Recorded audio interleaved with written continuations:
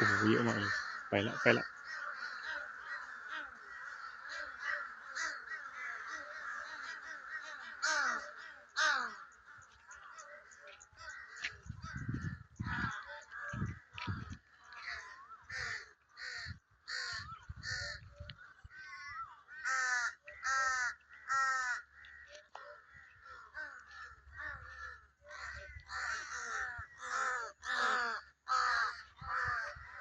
ไปละไปละ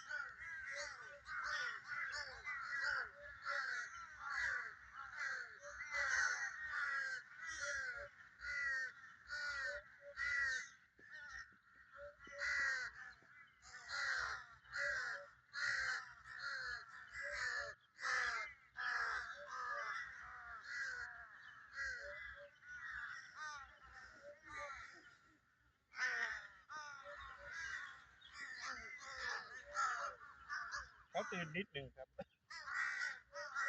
รยากาศมุดไปเยอะมากแล้วพี่เนาะเยอะเลยแต่ว่าเขาตื่น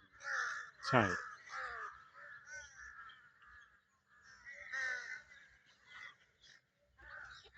มันยังไม่คุ้นเคยกับผมเท่าไหร่